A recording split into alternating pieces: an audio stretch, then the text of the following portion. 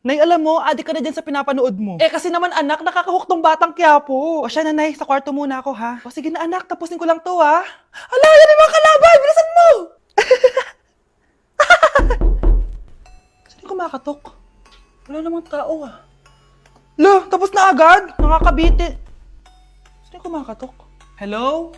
May tao ba dyan? Nay, may narinig ka bang kumakatok? Ah, oo anak. Eh parang wala naman tao sa labas eh. Nay, minumulto na ata tayo.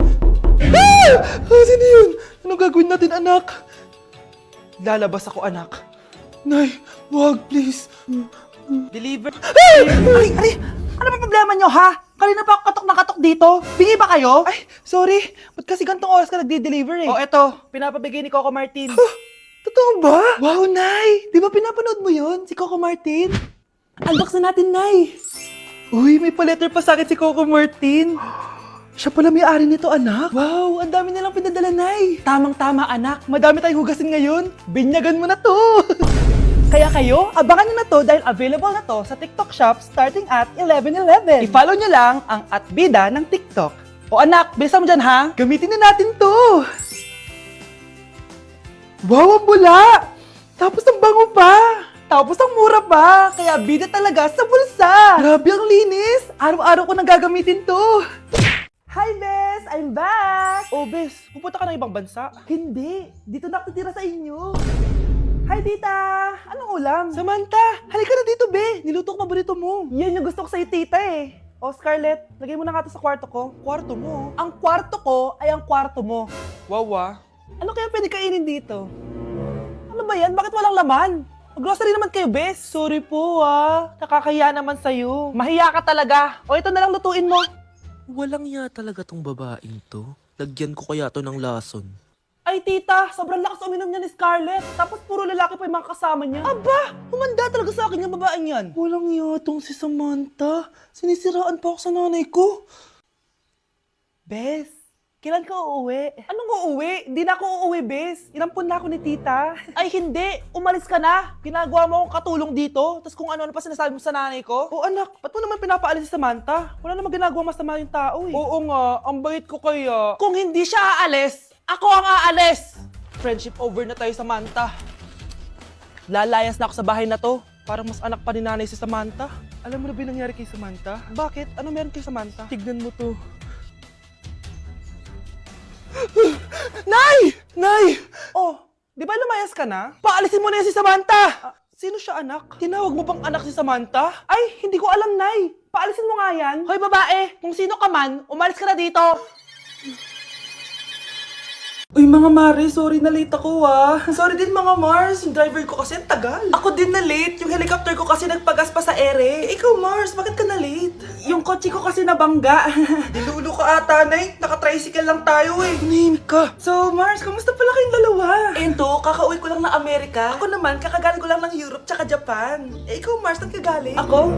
Galing ako sa mall. Sa mall ka lang pumupunta? Mall sa Australia. Wow, sosyal. Mag-mall lang sa Australia pa. Sinungaling. Sa Changi ka lang pumupunta eh. Isa pa, pag di ka na nahimik dyan. Balita ko mas yumaman kayong dalawa ngayon na. Anong ganap nyo? Hindi naman. Kakabili ko lang ng 2 bahay tsaka ng 3 bagong sasakyan. Ako naman, nagko-collect ako ng mga designer bags, designer shoes, basta designer. Eh, ikaw Mars. Nagko-collect ako ng ginto. O, bracelet tsaka sing-sing.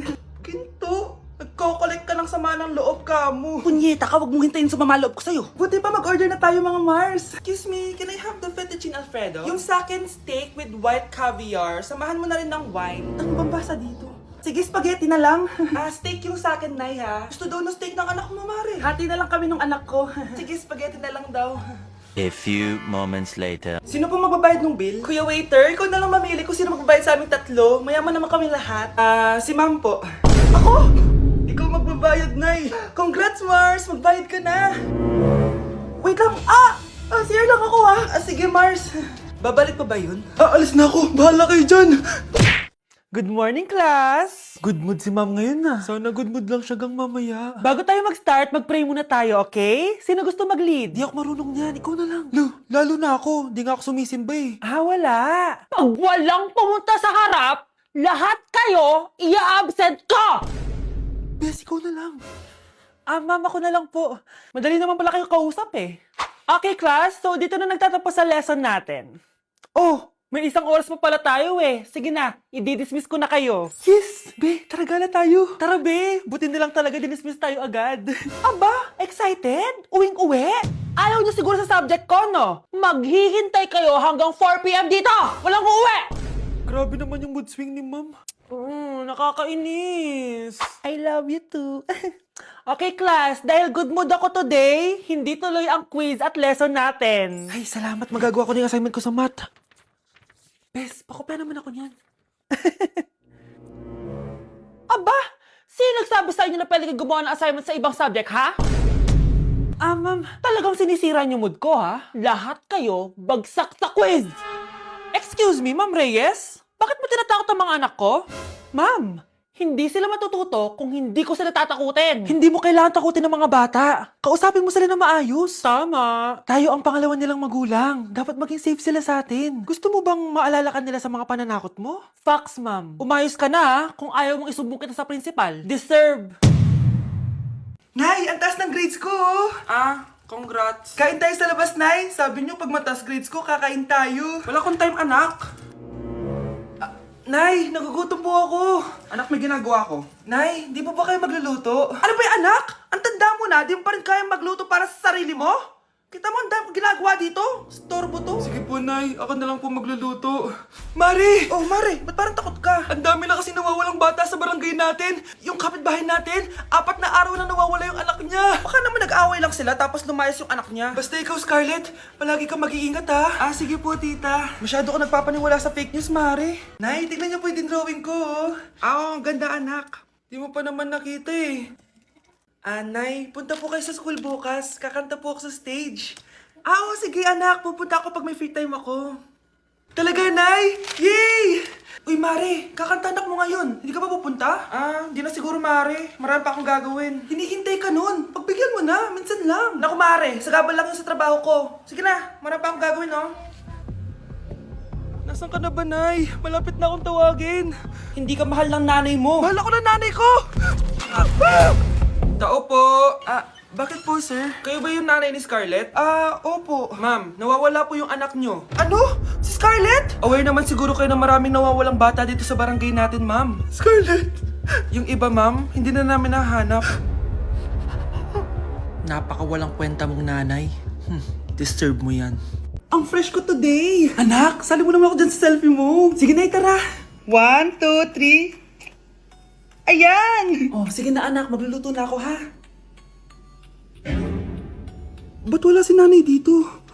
Bes, sira na ata tong phone ko. Bago lang yan, nangyari. Nag-selfie kasi kami ni nanay pero sa picture, ako lang yung nandun. Ha? Posible ba yun? Yun na nga eh. Tayo mo kaya picture nanay mo na mag-isa lang siya.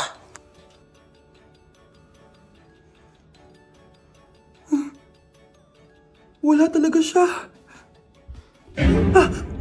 Anay, bakit mo ako pinipicturean, anak? Sabihin mo sa akin yung totoo, Nay. Ano ka ba? Bakit hindi kita makita sa mga picture? Ha?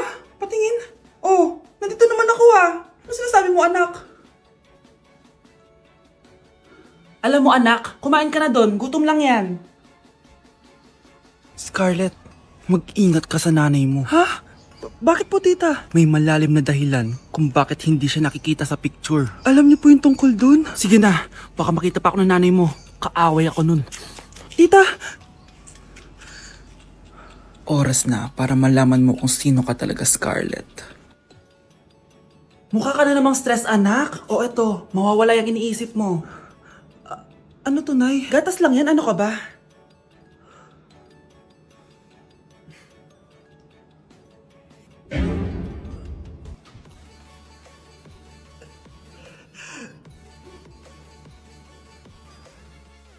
Hala, nalipat na naman ako. Nasaan na naman yun? Ha? Kailan pa nagka-aircon sa classroom namin? Alamig. Class, bring out your iPad and Apple Pencil. Mag-lecture tayo, okay? Kopyahin niyo yung nasa projector. Ano daw? iPad na gamit ngayon? Grabe, ang yayaman naman ng mga tao dito. Ma'am, pwede mo ba ako magsulat sa notebook? Ha? Wala kang iPad? Class, di ba nasa school requirement natin na dapat may iPad kayo, okay? So, babalik ka na sa nanay mo. Di na uso yung notebook dito. Wala naman kami pambili nun eh. Oh, class, i-share nyo naman kung saan kayo pumupunta tuwing weekends. Ma'am, nasa Japan po kami tuwing weekends kasi malamig dun tapos may snow pa. Ma'am, sa Paris po kami. Nandun po kasi yung Eiffel Tower tapos sila mami po kasi mahilig mag-shopping dun eh. Lo, ang bongga naman ng mga to. Oh, ikaw Scarlett. Sa kwarto ko lang po, ma'am. Kailangan po ba umalis? Hindi naman. Siguro mas gusto ni Scarlett yung nagpapahinga siya sa magandang kwarto niya. Class, magkukulak ako ng class funds ha. 1,000 each student lang. Ha? 1,000 yung class funds dito? Ma'am, card po yung mode of payment ko. Sure, patap na lang. Ayan. Ma'am, ako din po card. Ayan, okay na. Wala na akong pera. Ma'am, pwede ba ako bumalik sa dati kong school? Ang yayaman kasi ng mga tao dito eh. Ay, ganun ba? O sige, i-drop na lang kita ha. O ito po ma'am, card na lang. National ID.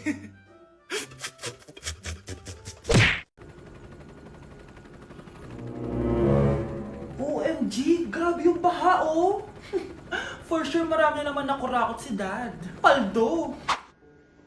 Oh, Cheska, ba't ang aga mo? Di ba traffic kasi baha? Ay, opo ma'am, baha nga po eh. Kaya pinag-helicopter na ako ni Daddy para safe ako. Kawawa nga po yung mga tao eh. Wow, sana all. Yes Daddy? Opo, nandito na po ako sa school. Yung baon kong 1 million ha, send mo na. Ha? 1 million yung baon niya? No! Binasa mo yung Chanel bag ko! Sorry, Cheska. Alam mo ba kung magkano to, ha? 600,000 to! Mas mahal pa to sa bahay nyo! Napakamahal naman yan. Whatever. Papabili na lang ulit ako. Salamat ka, mabait ako. Nahiya naman tong 300 peso na bag ko. Be, tara sa kantin. Nag-crave ako ng siomay tsaka ng kwek-kwek. Tara. Pwede bang sa Wolfgang na lang tayo mag-lunch? Hindi kasi ako sanay sa mumurahing pagkain. Be, anong kala mo sa akin? Anak ng CEO? Ano ba yan? Hindi ba kayo binibigyan ng allowance ng daddy nyo? Ako na nga lang. Hindi ka naman ganyan dati. Okay, class. Si Cheska na ang bago nating treasurer. Ma'am, wag si Cheska. Kukurakutin niya lang yung class funds natin. Parang tatay niya. Flood control, ayaw. Gastos, gusto. Kaya mayaman si Cheska kasi korap ang pamilya niya. Ang laki ng tax na binabayaran ko. Sa Disney Princess pala natin napupunta lahat. Habang kami, binabaha na dito. Ikaw pa helicopter lang. Wow, napaka-lavish mo naman. Tsaka, pairam muna ako nito Chanel bag mo ah. May ambag din ako dito, no? Hindi kami titigil hanggat walang nakukulong. Deserve niyong magdusa.